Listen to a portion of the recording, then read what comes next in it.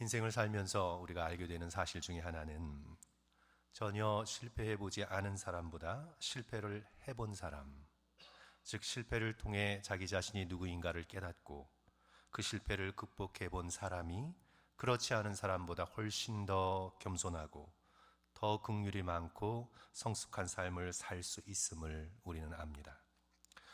목회자로 그런 분을 꼽으라고 한다면 한경직 목사님을 꼽을 수 있겠습니다. 종교계의 노벨상이라고 하는 템플턴 상을 받을 때 자신은 이 상을 받을 자격이 전혀 없다고, 그 상을 받는 자리에서 일제시대 때의 신사참배의 죄를 고백하고 회개를 합니다.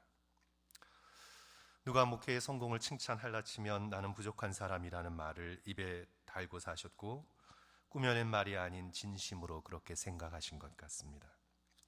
자신을 드러내는 생각은 하나도 없었습니다. 책도 일절 쓰지 않았습니다. 누군가 구술하여 내준 책들이 전부입니다. 자신의 이름으로 기념사업 하려는 걸 막았고 자신의 이름으로 된 재산 하나 없이 유산이란 기도와 말씀뿐이었으며 아주 소박하게 살았고 또 장례도 간소히 치르라는 유언을 남겼습니다. 이 모든 것의 이유가 자신은 설교할 자격이 없는 자다. 자신은 목회할 능력도 없는 자다. 왜냐하면 나는 신사참배를 한 사람, 우상숭배를 한 사람이기 때문이다.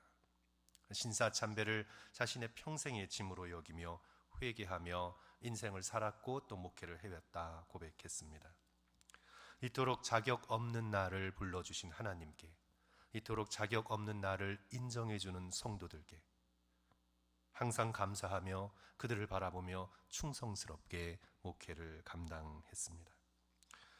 한마디로 그분의 실패가 한경직 목사님을 더욱 겸손하게, 더욱 청빈하게 만들어갔습니다. 오늘 본문의 말씀은 베드로가 실패할 것을 예언하시는 예수 그리스도의 말씀입니다. 오늘 본문을 읽고 있노라면 성경은 참 정직한 책이라는 것을 깨닫게 됩니다. 무시무시할 정도로 정직한 책입니다. 성경은 누군가를 봐줘서 꾸미거나 하려는 의도가 전혀 없습니다. 인간의 인간됨을 정직하게 드러내는 책입니다. 만약 성경이 누군가를 좀 봐주고자 했다면 당연히 베드로를 봐줘야 합니다. 베드로가 예수님을 3번이나 부인한 장면을 기록하지 말았어야 합니다. 그냥 슬쩍 덮고 넘어갔어야 합니다. 초대교회의 지도자이자 가톨릭 전통에서는 제1대 교황인 베드로의 체면이 그래야 쓸 것이 아닙니까? 그러나 성경은 사람의 체면을 세워주는 책이 아닙니다. 베드로의 실패의 장면은 마태, 마가, 누가, 요한, 사복음서에 모두 다 기록되어 있습니다. 그냥 한 것만 기록해도 좋을 것을 복음서를 읽을 때마다 베드로가 예수님을 배반했구나, 저주까지 했구나, 우리로 하여금 알게 만들어줍니다.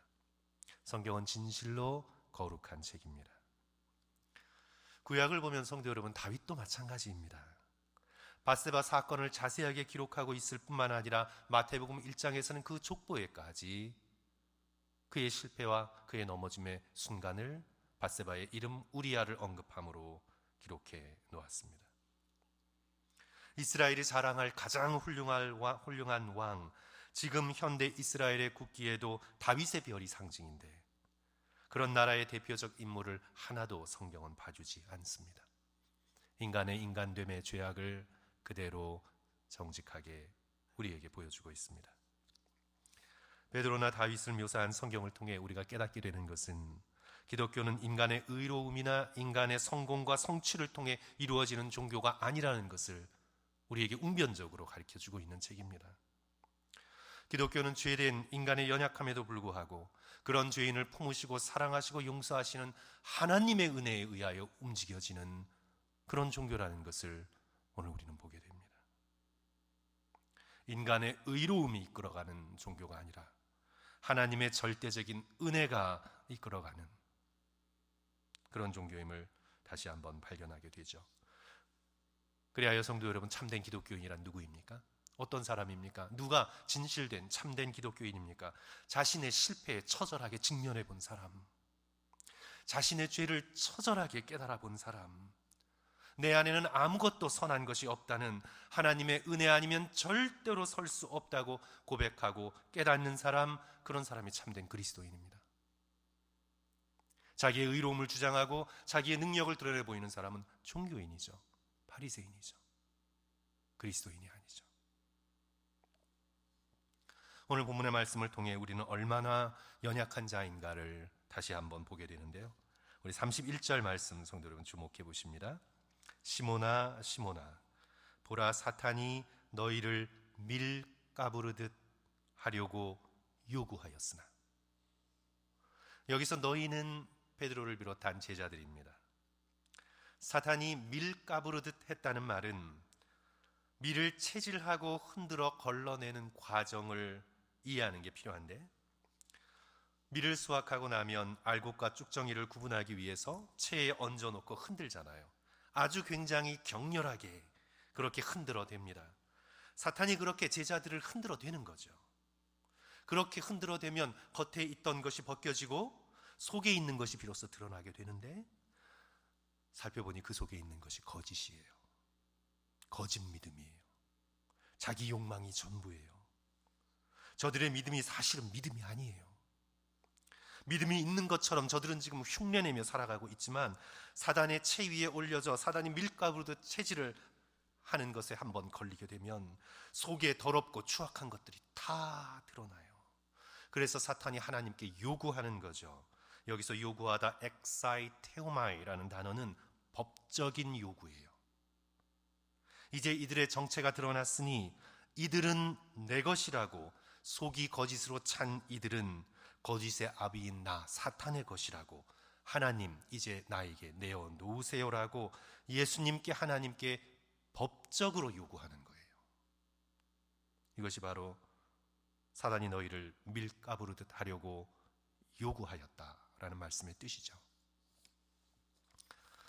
사랑하는 성도 여러분, 사탄이 욥에게 했던 것처럼 작정하고 저와 여러분을 탈탈 털어서 우리의 속에 나도 모르고 있던 나의 죄된 모습이 드러나게 될 때, 과연 우리는 하나님과 천사와 사람들 앞에 온전히 설 수 있는 자가 과연 몇 명이나 될까요?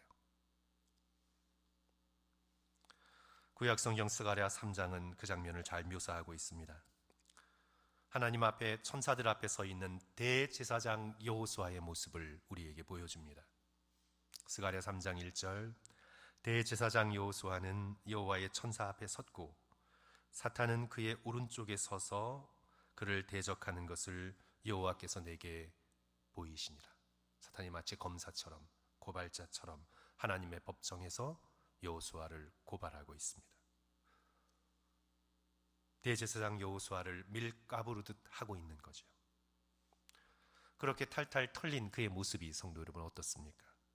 스가랴 3장 3절 보시면 여호수아가 더러운 옷을 입고 천사 앞에 서 있는지라. 더러워요. 안에 있는 더러움이 다 나와 옷에 묻었어요. 가장 거룩해야 할 대제사장의 더러운 옷을 보게 되죠. 여기서 더럽다라고 하는 것은요, 그냥 단순히 때가 묻어서 더러운 것이 아니라 히브리어 쪼이라는 단어인데, 우물, 인간의 배설물을 비롯한 극도의 지저분한 것이 처리되지 못해서 옷에 묻은 상태예요. 밖에서 임한 더러움이 아니라 안에서부터 나온 인간의 우물과 더러움이 처리되지 못해 옷에다 묻어 있는 거예요.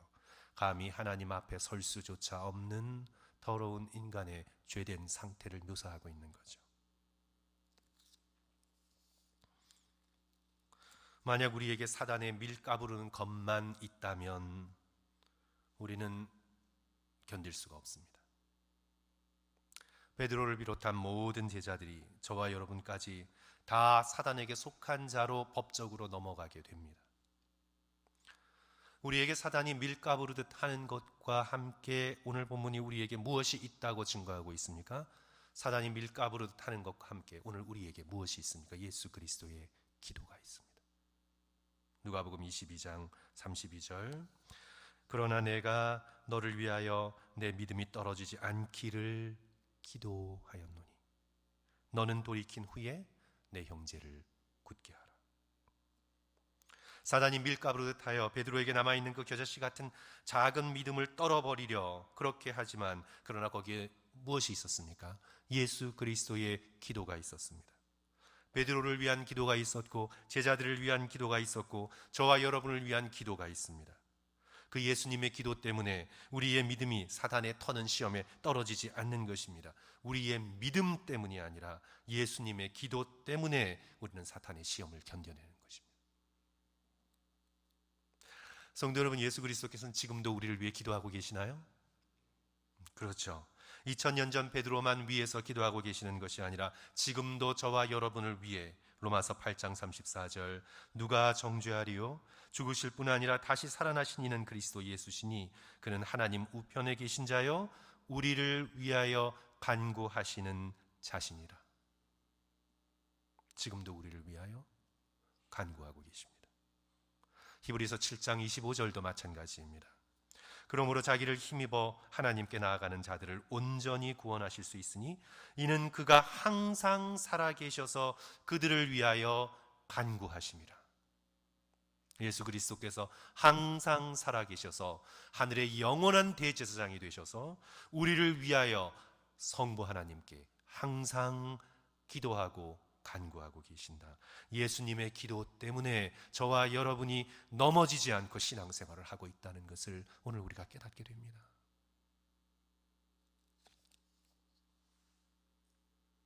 그런데 이 예수님의 기도를 단순히 우리의 작은 믿음 하나 정도를 지키는 정도로 이해하면 오늘 본문 말씀의 그 깊이를 잘 이해할 수가 없는데, 오늘 본문의 기도는 사단의 요청과 상관이 있습니다. 말씀드린 것처럼 사단이 지금 뭘 요청하고 있습니까? 베드로를 비롯한 제자들을 나에게 넘기라고 요청하고 있잖아요. 왜냐하면 탈탈 털어보니 저들은 가짜니까. 저들은 예수를 제대로 믿는 것도 아니고 허황되어 인간의 욕망을 이루는 수단 정도로 예수님을 따라다니고 있으니까. 그래서 예수님께서 베드로에게 사탄아 내 뒤로 물러가라 꾸짖을 때처럼 저들은 사탄의 도구, 나의 도구니까 나의 소유권이 있다고 법정적으로 보자면 사단에게 제자를 내어 주어야 합니다. 그러나 이 예수님의 기도는, 사탄의 요청을 대적하는 예수님의 기도는 바로 겟세마네의 기도입니다. 제자들을 넘겨주기보다, 베드로의 영혼을 사단에게 넘겨주기보다 당신 자신의 생명을 넘겨주시는 예수님의 기도는 겟세마네의 기도입니다. 아버지, 할 수 있거든 이 잔을 내게서 옮기시옵소서. 그러나 나의 원대로 마옵시고 아버지의 원대로 하옵소서. 사탄의 손에 예수님께서 베드로 대신, 제자들 대신, 우리 대신 넘겨지셨습니다. 우리는 구원되고 예수님은 십자가의 참혹한 죽음을 겪으셨습니다. 이 사실을 알 리 없는 베드로는 또 자신의 강함을 의지합니다. 자신의 연약함을 고백하는 것이 아니라 다시 자신의 삶의 습성대로 자기의 꾸며낸 강함을 의지합니다. 33절, 그가 말하되 주여 내가 주와 함께 오게도 죽는 데에도 가기를 각오하였나이다. 아마도 이런 말을 하는 베드로는 그 순간 진심이었을 것입니다. 정말 그렇게 자신이 할 수 있다고 믿었습니다. 내가 주와 함께 오게도 갈 수 있다. 나는 주와 함께 죽는 자리에도 갈 수 있다. 자기는 그 순간 그렇게 믿었을 것입니다. 그러나 나중에 알게 되지요. 마음이 원이로 돼 육신이 약하다는 것을, 자신을 움직이고 있는 것은 자신의 마음의 원함이 아니라 육신 속에 배어있는 죄라는 것을 그는 나중에 깨닫게 되죠. 두려움이 밀려오자 마음과는 상관없이 자신의 육신에 지배되어 예수님을 3번이나 저주하고 부인하게 됩니다. 예수님께서 그것을 아셔서 미리 예언하시죠. 34절 말씀 성도 여러분 다 같이 한 목소리로 읽습니다. 이르시되, 시작. 이르시되 베드로야 내가 네게 말하노니 오늘 닭 울기 전에 내가 3번 나를 모른다고 부인하리라 하시니라.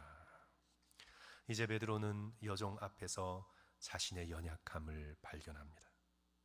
모닥불 앞에서 자신이 얼마나 처절하게 약한지를 깨닫게 됩니다. 닭이 울고 나니 예수님께서 그것을 미리 아시고도 자신을 품어주시고 기도하고 계시고 사명을 맡겨주셨다는 사실에 울며 통곡합니다. 이제 베드로는 이 실패를 통해 자신이 누구인지를 깨달았습니다. 예수님의 기도 없이는 한순간도 설 수 없는 연약한 자요 실패한 자임을, 그가 비로소 자신이 예수 그리스도의 은혜가 필요한 자임을 비로소 깨닫게 됩니다. 사랑하는 성도 여러분, 우리 자신의 강함으로 신앙생활 하지 맙시다. 우리 자신의 강함으로 세상을 살아가지 맙시다. 내가 주를 위하여 감옥에도 죽는 자리에도 갈 수 있다고 자신의 결심, 자신의 열심, 자신의 믿음, 자신의 육신을 의지하지 맙시다. 강함을 내세우지 말고 자신의 연약함을 자랑하고 자신의 실패를 돌아보며 내 약함과 실패와 넘어짐에도 불구하고 나를 굳건하게 세워주신 예수 그리스도의 십자가의 은혜만을 의지하며 살아가는 저와 여러분 되시기를 주님의 이름으로 간절히 축원합니다. 베드로는 실패해 보았기에, 닭이 울 때마다 실패를 기억할 수 있었기에, 그는 실패하고 연약한 자들을 돌보고 격려하고 그 양들을 먹이는 참된 목자의 삶을 살아가게 됩니다. 만약 그가 실패하지 않았었더라면 그는 결코 초대교회의 지도자가 될 수 없었을 것입니다. 실패한 자에게 임한 예수 그리스도의 은혜를 체험하기에 약한 자를 귀하게 여기고 함께 울며 기도하며 세워나가는 믿음의 길을 걸어갈 수 있었습니다. 그러므로 사랑하는 성도 여러분, 우리도 우리 자신의 강함의 능력이 아닌 약함의 능력, 내게 임하는 십자가의 은혜로 하루하루 살아가시는 저와 성도들 되시기를 주님의 이름으로 간절히 축원합니다. 우리 함께 기도하겠습니다.